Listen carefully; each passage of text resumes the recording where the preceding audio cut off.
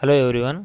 आज हम इस वीडियो में चर्चा करेंगे कि जो विभिन्न कैटेगरी में मैंने डिवाइड किए हैं स्टूडेंट्स को, कि उनको प्रिपरेशन आखिर करनी चाहिए कि नहीं करनी चाहिए, और अगर करनी चाहिए तो किस प्रकार से करनी चाहिए।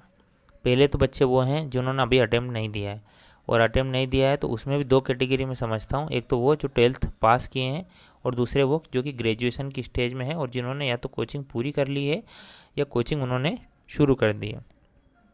तो देखो, मैं बताना चाहता हूँ, जो 12th पास है और जिन्होंने अभी कोचिंग नहीं ज्वाइन की है कोई भी, या फिर प्रिपरेशन नहीं शुरू की है, तो वो अपने व्यक्तित्व को परखिए कि एक्चुअल में मैं कहाँ ठीक हूँ, मैं अपने स्ट्रेंथ क्या है और अपनी वीकनेसेस क्या है।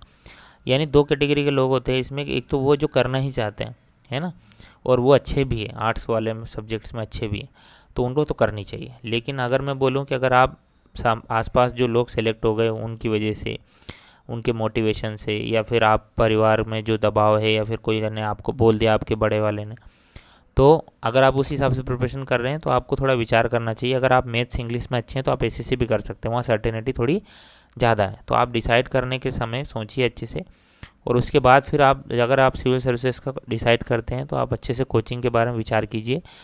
इंदौर या भोपाल, जहाँ भी आप कोचिंग करना चाहते हैं वहाँ जाइए, कोचिंग में आप डेमो लेकर देखिए। दूसरी बात, वहाँ से जो बच्चे निकल रहे हैं उन लोगों से, उन बच्चों से बात कीजिए कि क्या वाकई में ये सिलेबस करवा रहे हैं कि नहीं करवा रहे हैं। मैं अभी कुछ दिनों से ऐसे देख रहा हूँ, कोचिंग सिलेबस ही पूरा नहीं करवा रही है। सभी क्या है, सभी घाटे में चल रही है कोचिंग्स। और दूसरी बात क्या है कि प्रीलिम्स में बच्चे ज़्यादा मिलते हैं तो प्रीलिम्स की प्रिपरेशन नहीं कराते हैं, और मेंस के नोट्स प्रिपेयर नहीं कराते हैं। और आपको क्या करना, प्रीलिम्स क्वालिफाई करके आपको तो पूरा ही क्वालिफाई करना है ना। फाइनल लिस्ट में जब तक नाम नहीं आएगा तो क्या मतलब निकलेगा। तो आप, मैं बोलूँगा, जो बच्चे अभी तैयारी शुरू नहीं किए हैं उनको सोच विचार के कोचिंग ज्वाइन करनी चाहिए। वो मुझसे बात कर सकते हैं, हमारा ग्रुप है डिस्क्रिप्शन में लिंक है। ये सातों कैटेगरी के जो बच्चे हैं उन मुझसे पर्सनली बात कर सकते हैं ग्रुप में, और हमारा मेंटरशिप ग्रुप भी ज्वाइन कर सकते हैं। सातों के लिए ओपन है वो, और 130 प्लस मेंबर है उसमें, 150 के आसपास होने वाले हैं अभी। तो वो लोग मुझसे बात कर सकते हैं, है ना। तो मैं, हम लोग वहाँ पे सब कुछ गाइडेंस करते हैं, आपको कितना पढ़ना है, क्या पढ़ना है, कहाँ से पढ़ना है, सब कुछ।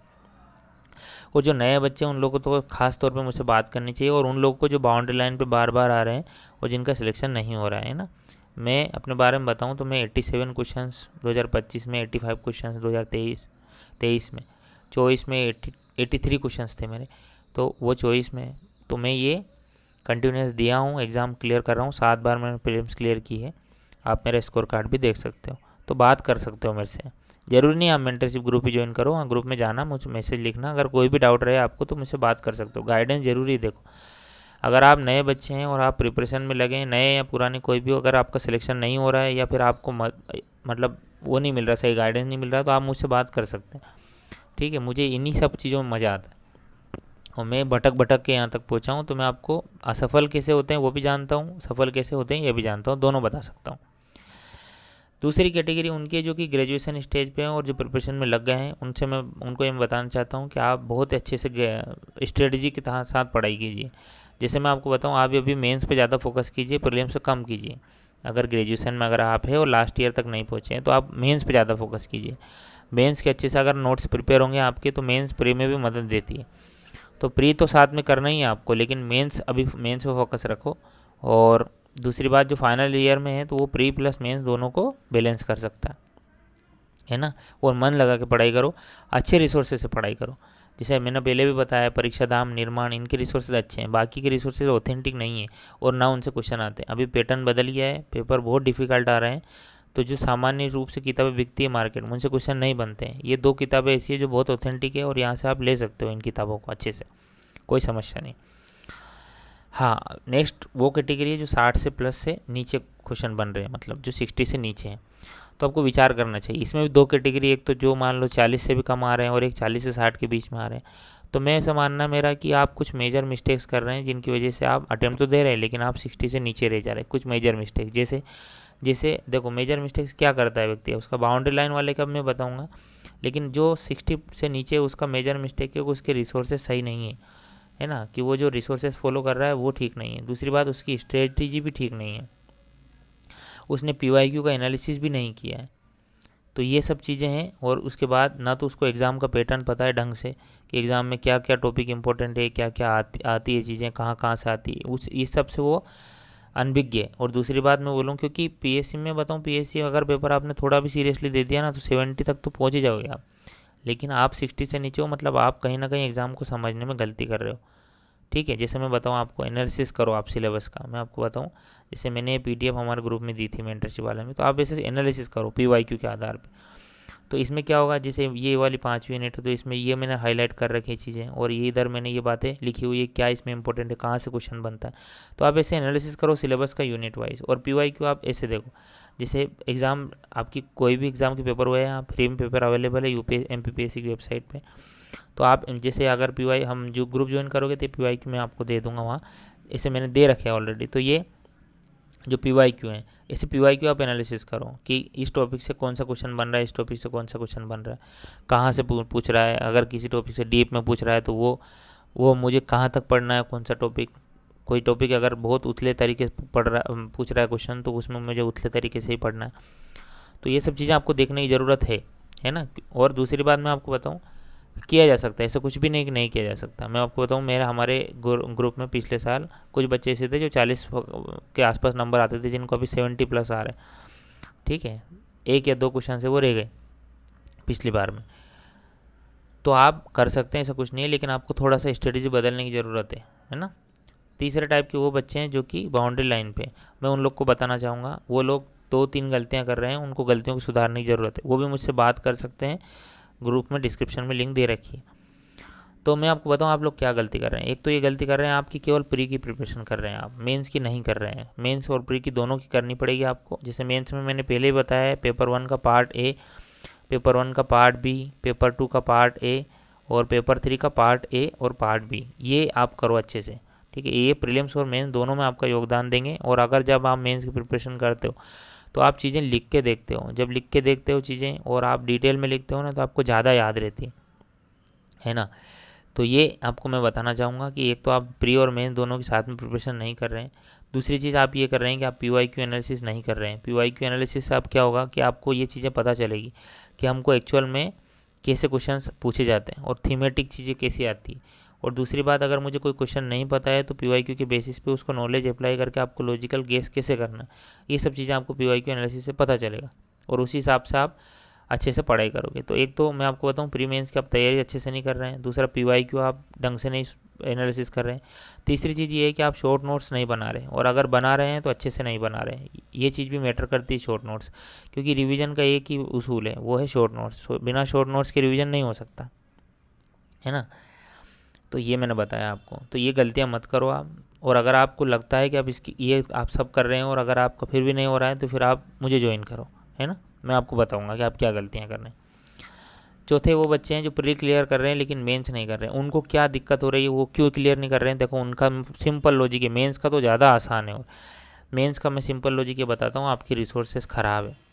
मैं ये बता दूं पहली बात आपको, अगर आप दुनिया भर के नोट्स पढ़ रहे हैं मार्केट में जो अवेलेबल है, तो आपके नहीं होंगे क्वेश्चन सही। कारण ये है कि जब भी आप मेंस देने जाते हो तो आपको लगता होगा कि यार मेरे नोट से तो कुछ नहीं आया, क्योंकि अब MPPSC का पैटर्न बदल चुका है। अब MPPSC का मेंस बहुत टफ हो गया है, और अभी क्वेश्चन ऐसे बन रहे हैं मेंस में कि जो साधारण किताबों से नहीं हो रहे, साधारण नोट से नहीं हो रहे। तो मेंस के लिए तो मैं आपको बताऊंगा एक ही सोर्स है बस, और उसी से पढ़ो। अगर आप उसी से प्रिपरेशन नहीं किए हो, और अगर आप दूसरे सोर्सेज से पढ़ाई किए हो, और अगर आपका सिलेक्शन नहीं हो रहा है, तो आपको कहीं ना कहीं अपने नोट्स सुधारने की ज़रूरत है। आप नोट्स में संशोधन करो, और वो है निर्माण की मेंस की किताबें नो डाउट बहुत अच्छी है, और इनसे ही आप पढ़ो। ठीक है, यहाँ से क्वेश्चन बन रहे हैं, 24 में भी क्वेश्चन बने थे मेंस में, और 25 में भी बनेंगे, वो प्रूफ के साथ बताते हैं।